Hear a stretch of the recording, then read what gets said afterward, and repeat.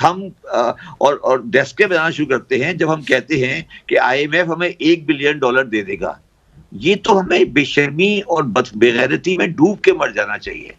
अग्नि 5 मिसाइल का उसने तजुर्बा किया है जो सुने हजारों मील तक जा सकता है दूर।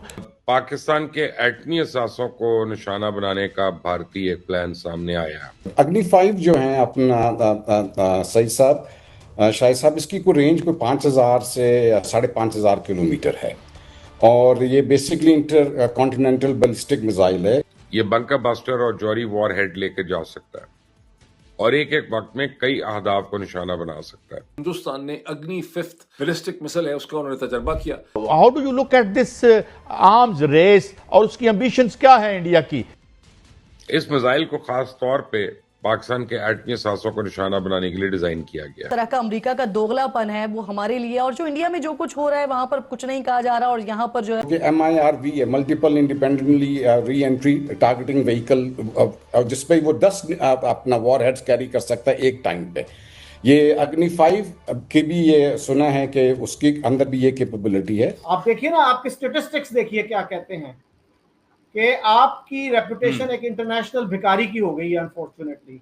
तो why this, what is this policy? जाहिर है हम तो अग्नि 5 मिसाइल एक ऐसा हथियार है जो खास तौर पे पाकिस्तान, चाइना और तुर्की को मद्देनजर रखते हुए तैयार किया गया। यूं कह लीजिए एक मुख्तसरन के बांग्लादेशी जो हैं वो एहसान फरामोश हैं। इस रेंज से वो पूरा चाइना को भी कवर करता है, कुछ इलाके यूरोप तक को भी वो कवर करता है।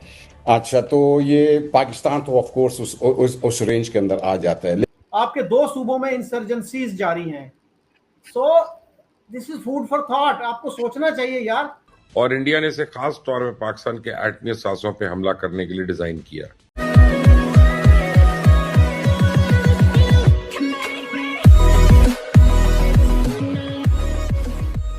नमस्कार दोस्तों, अब यहाँ पर बात हो रही है अग्नि 5 मिसाइल के बारे में कि जो उसका टेस्टिंग हुआ, परीक्षण हुआ पिछले दिनों, उसकी बात हो रही है।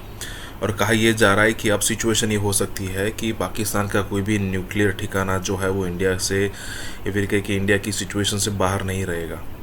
बहुत ही टफ सिचुएशन होने वाली है उसके लिए, मतलब कि पाकिस्तान के लिए। और यहाँ पर बात ये भी हो रही है कि न सिर्फ पाकिस्तान, चाइना और US तक भी हम टारगेट कर सकते हैं, वैसी सिचुएशन आ चुकी है इंडिया की। अब देखिए, बात यहाँ पर ये हो रही है, पाकिस्तान बात ये कर रहा है क्योंकि देखिए जब नूर खान एयरबेस पर हमने स्ट्राइक किया था ना, तो पता चल गया था कि वहाँ पर पाकिस्तान का न्यूक्लियर ठिकाना था, न्यूक्लियर लीक हुआ था, और अचानक से फिर US एक्टिव हो गया और ये सारी बातें हुई। देखने वाली बात या फिर महत्वपूर्ण बात यहाँ पर यह है कि इंडिया ने जो सिंदूर, ऑपरेशन सिंदूर चलाया था ना, उसमें इंडिया ने अपनी कैपेसिटी का मुझे नहीं लगता कि 2-5% से ज़्यादा यूज़ किया होगा। अगर सही मायनों में यूज़ किया होता ना, तो पाकिस्तान अब तक मतलब कि एक खंडर बन चुका होता, जैसे सीरिया और आज के दिनों में पैलेस्टाइन है। मतलब कितनी भी वार्निंग या फिर कितने भी साइन दे लो, ये समझ नहीं रहे, और ऐसा ना हो कि समझते समझते लेट हो जाए पाकिस्तान के लिए। तो यहाँ पर यही बात हो रही है। इसी के साथ ही वीडियो शुरू करते हैं। और हाँ दोस्तों, एक और रिक्वेस्ट है आपसे कि कृपया करके हमें सुपर थैंक्स के माध्यम से मदद करना ना भूलें। अग्नि 5 मिसाइल का उसने तजुर्बा किया है जो सुने हजारों मील तक जा सकता है दूर। तो why this, what is this policy? जाहिर है हम तो उसके पास वो मिसाइल तो मौजूद हैं जो अगर वो जिस तरह उसने पहले भी इस तरह की हरजा सराई की थी। तो how do you look at this arms race और उसकी एम्बिशंस क्या है इंडिया की? सिद्दीकी साहब।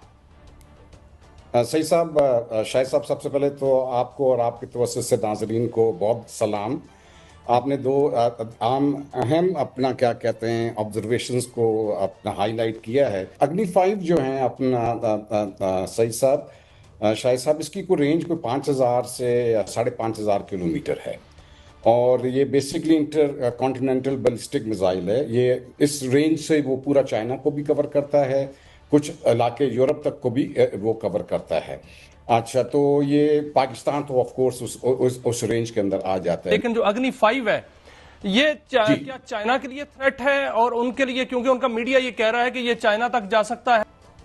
देखें अपना शायद साहब, बेसिकली ये सारे मुल्क जो भी हैं जिनके पास मिसाइल टेक्नोलॉजी है वो इसी रेस के अंदर, इसी दौड़ में शामिल हैं। सबकी कोशिश है कि वो मिसाइल अपना बनाया जाए जिसकी रेंज ज़्यादा से ज़्यादा होती जाए। अभी आपने अपनी 5 की बात की, कल अग्नि 6 भी करेंगे, उसके बाद अग्नि 7 भी करेंगे।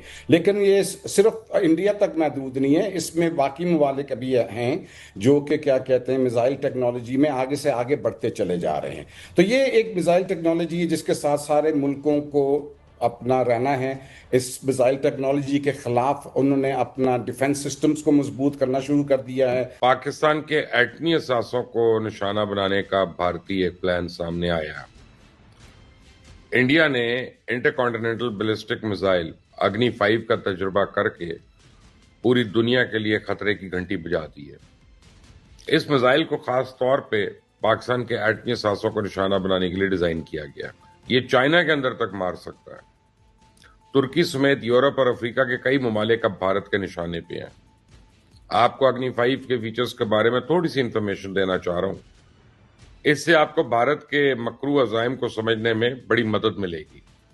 और कल इस मिसाइल का तजुर्बा उड़ीसा के चांदीपुर में एक टेस्ट रेंज पे किया गया, जिससे मिसाइल के तमाम ऑपरेशनल और टेक्निकी पहलुओं की जांच पड़ताल की गई। अग्नि 5 मिसाइल एक ऐसा हथियार है जो खासतौर पर पाकिस्तान, चाइना और तुर्की को मद्देनजर रखते हुए तैयार किया गया और इसे स्ट्रेटेजिक फोर्सेस कमांड के तहत लॉन्च किया गया था। मैं आपको बताऊं कि अग्नि सीरीज भारत के तवील फासले तक मार करने वाले बैलिस्टिक मिसाइल्स का मजमूआ है और ये जौहरी हथियार ले जाने की भी सलाहियत रखते हैं। अग्नि 5 जिसका इंडिया ने कल तजुर्बा किया है, ये इंटरकॉन्टिनेंटल बैलिस्टिक मिसाइल है जिसकी रेंज 5 से 8,000 किलोमीटर है। ये बंकर बस्टर और जौहरी वॉर हेड लेकर जा सकता है और एक एक वक्त में कई अहदाफ को निशाना बना सकता है।